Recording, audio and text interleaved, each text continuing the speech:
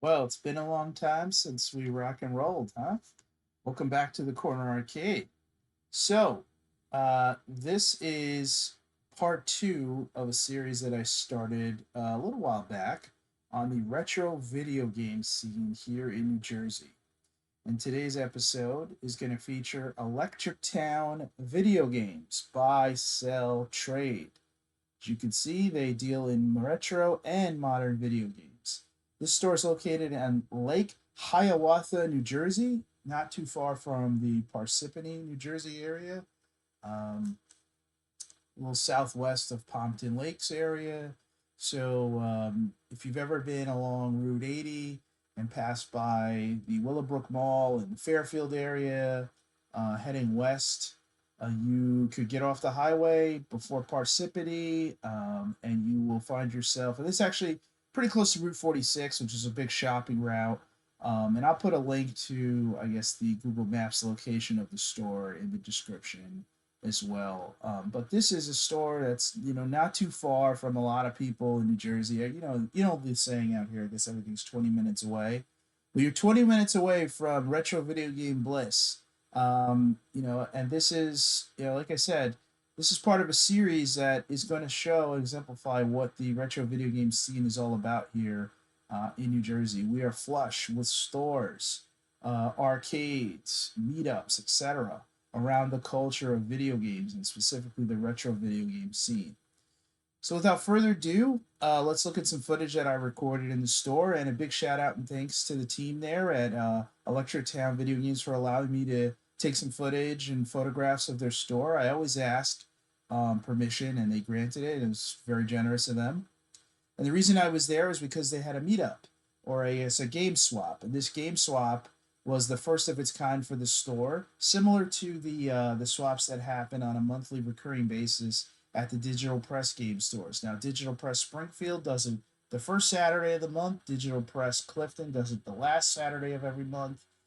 This store, this is the first one that they've done, and the owner specifically said to me that if the turnout was good, they would do it every month. If the turnout wasn't as good, maybe they'd do it every other month. Well, the turnout was pretty damn good. I'm not gonna lie.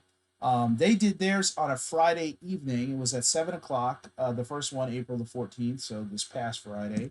Um, and the digital press is, like I said, they do it on Saturday. So a little change of pace, but hey, I welcome it. It's great way to meet people, and let's get into it. So, as you can see here on the left, I have some footage I recorded. They do Black Friday a deal.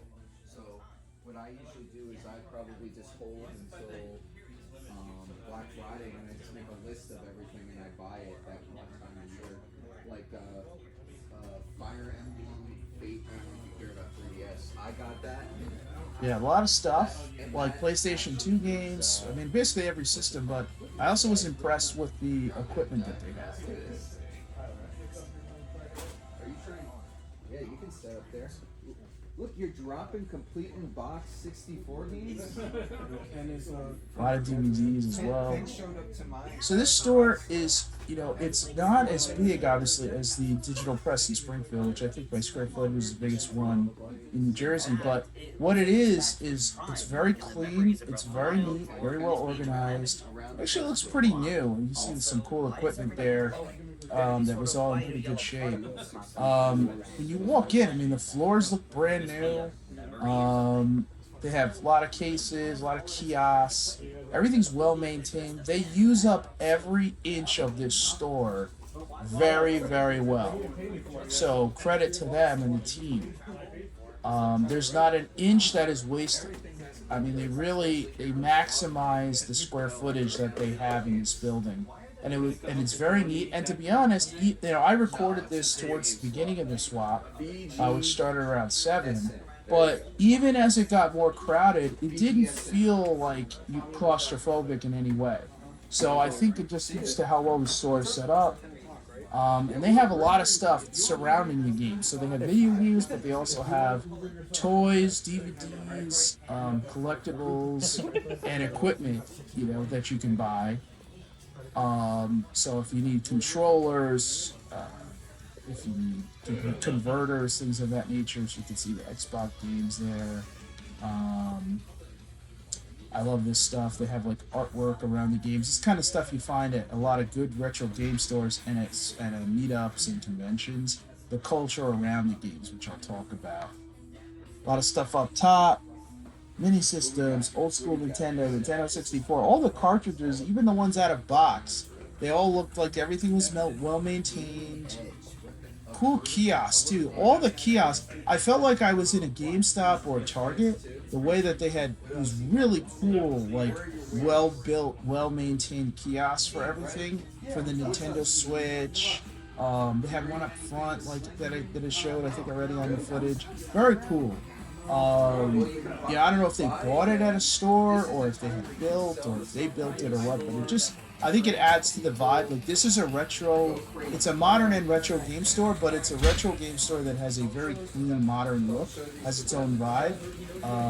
They're not trying to make it look like it's the 90s, which is its own charm, by the way. If you go to like a J2 Games, which I'll have on this in this series coming up, J2 Games, they want it to feel like 1998 when you walk in, and that's their niche. I think this is more of a we want to look like a GameStop that has a lot of older stuff in it, and it's very clean and neat in that way. I hope that gives you a good idea of what the vibe is. If you do, and But it's yeah, super so fun. that's a good look at the store, and I took some imagery as well, which we're gonna get into here. Um, so that's obviously the front. Little sign out front on the street. So they're located off a relatively, it's a busy little intersection. Lake Hiawatha, the town is a small town, so it's not like a extremely busy, street. It's not like a right on Route 46 or anything that's like a bigger highway. This is a small town feel vibe to it. It's the building. There's the outside of the building in front of it. Um, it's nice. You get out of the car, you can breathe. Um, it's a nice change of pace. If you're in New York City, this is a good change of pace from that. And I apologize. I don't think that was showing up on the footage. There's the front of the store. Sorry. There's the street. There we go. And here's the inside.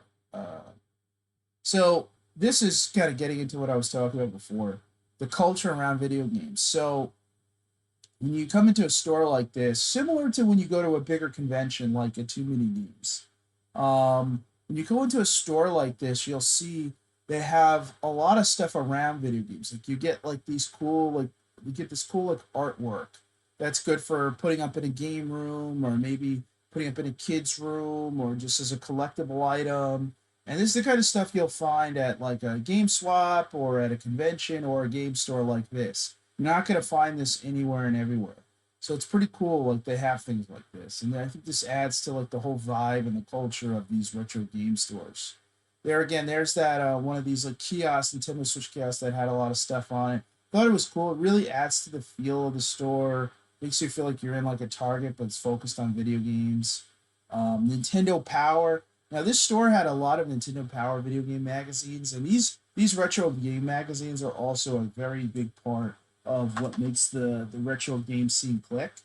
When you go into a store and you can buy the magazines from the 90s and 2000s that really added to the experience of video games, whether it's finding tips, tricks, or previews. Remember, as the age of the internet was coming about and growing, people were still reliant on physical um, services such as like actual hard copy magazines, not just going to a website. So, these magazines had a lot of information in them and they were very important for people at the time. So it's a cool collectible. And even if you're not going to use it, using the cover as artwork in a collectible in a collection or even in a game room or something you could hang on the wall is pretty cool. And you can see this is just a kind of a back out view of the magazines that were listed here. Again, he had a lot of Nintendo Power. You can see the toys above and below. Very cool. Everything was in good condition. Some more toys there. I like that the Foot Clan thing there from Super Nintendo. I thought that was a nice. That's a nice touch.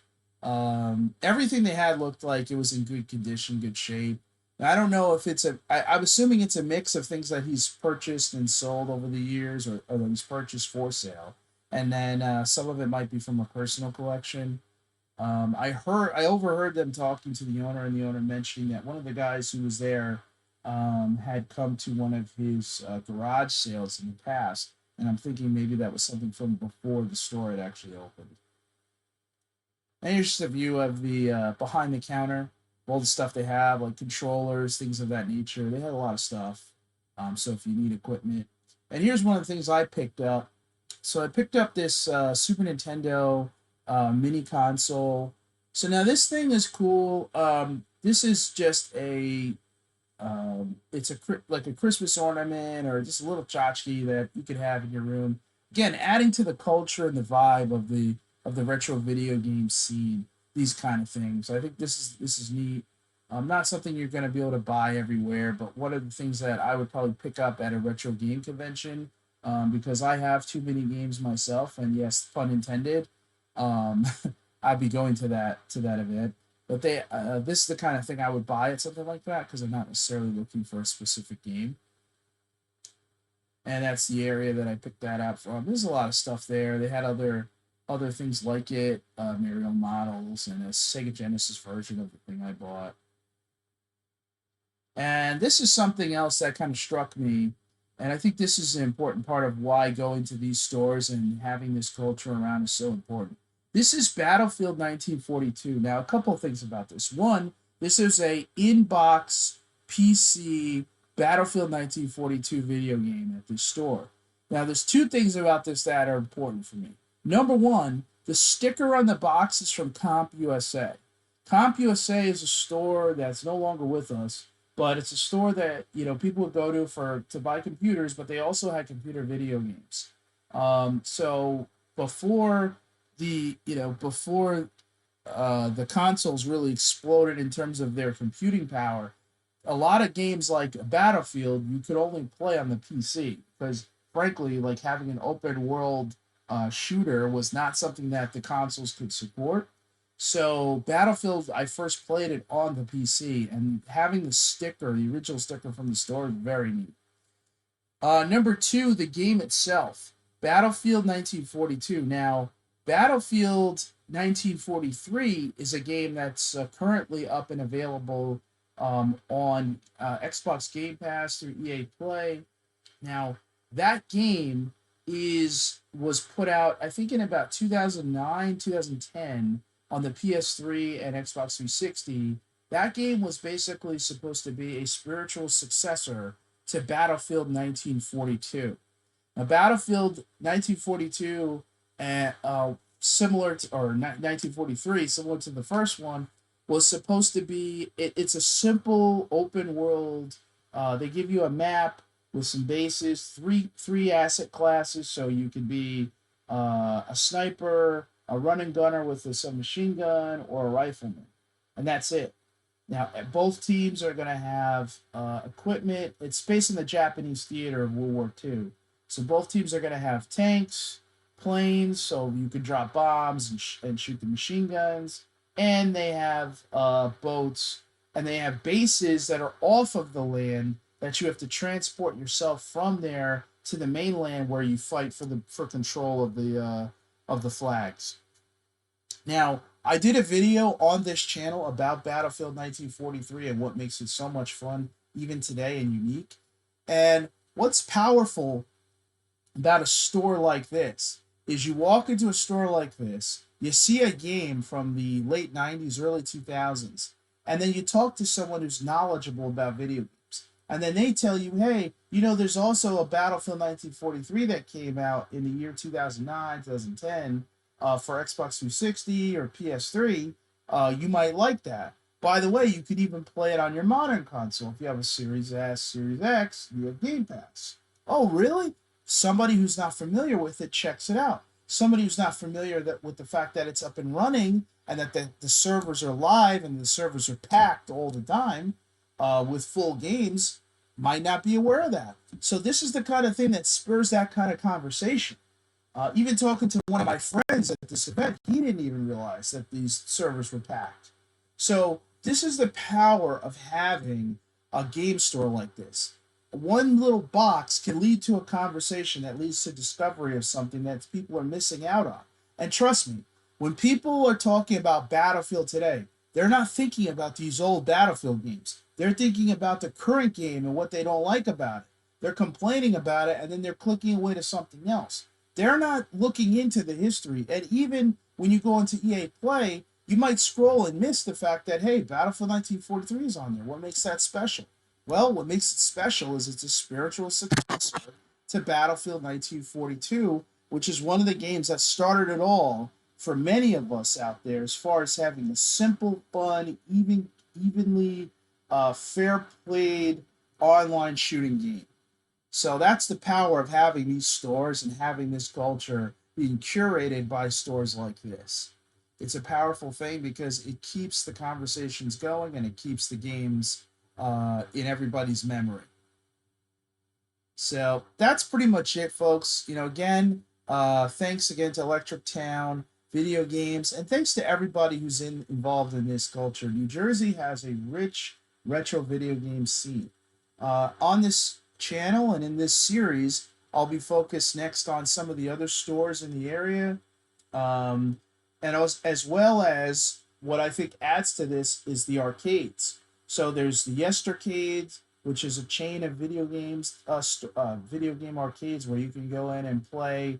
You just basically you get a wristband and you pay when you leave based on how long you stayed. Everything is unlocked once you're in there, so all the games have unlimited lives and free to play and all that, which is awesome.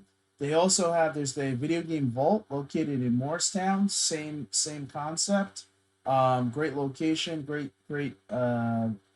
place to go and play some old school video games. So there's a lot to the scene. We also have Dave and Buster's, which I know a lot of you have as well. But this is all part of it. So anyway, I just want to say, again, thanks to everybody who's a curator of this culture. I hope I can do my little part by doing these videos. And certainly, this scene is a great amount of fun, and I hope to continue to have fun with you and everybody watching here in the Corner Arcade. All right, thanks so much, everybody. Appreciate it.